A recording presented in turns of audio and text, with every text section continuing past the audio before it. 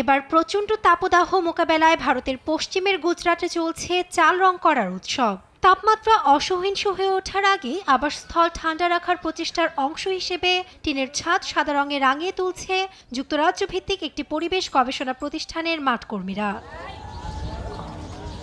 গুজরাটের বৃহত্তম শহর আহমেদাবাদের 400টি পরিবারকে অন্তর্ভুক্ত করা হয়েছে এ কার্যক্রমে। এসব ঘরে তাপমাত্রা সহনীয় রাখতে চলছে এ কর্মযজ্ঞ।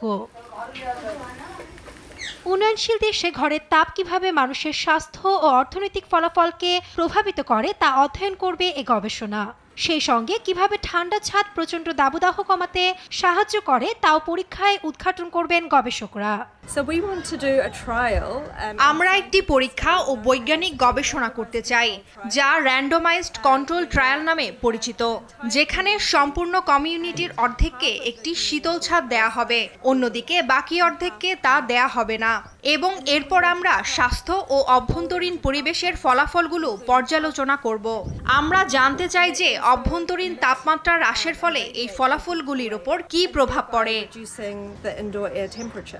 রয়টার্সের ফুটেজে দেখা যায় ছাদ সাদা রঙের আচ্ছাদনের মাধ্যমে ঢেকে দেওয়া হচ্ছে, যা টাইটানিয়াম ডাই অক্সাইড সমৃদ্ধ। এই উপাদান সূর্যের বিকিরণ বায়ুমণ্ডলে ফেরত পাঠাতে সাহায্য করবে। এলাকাটির জনাকীর্ণ ভাঞ্জারাভাস বস্তিতেও এই প্রকল্পের কাজ চলছে, যেখানে প্রায় 2000-এরও বেশি এক রুমের ঘর রয়েছে।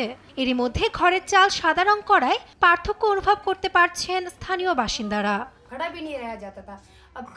আমরা একসময় এখানে গরমে দাঁড়াতে পারতাম না, এখন সাদা রং লাগানোর পর ঘর ঠান্ডা থাকে। আগে আমরা মেঝেতে বসতেও পারতাম না, এখন পারি। রাতে যদি ফ্যান না চালানো হয় তবুও ঘরের আবহাওয়া ঠিক থাকে। আহমেদাবাদে বছরখানেক ধরে চলবে এই গবেষণা, যেখানে বিজ্ঞানীরা শীতল ছাদের নিচে বসবাসকারী বাসিন্দাদের কাছ থেকে স্বাস্থ্য ও অভ্যন্তরীণ পরিবেশের নানা তথ্য সংগ্রহ করবেন। নাসরিন আক্তার, নিউজ ডেস্ক, দেশ টিভি।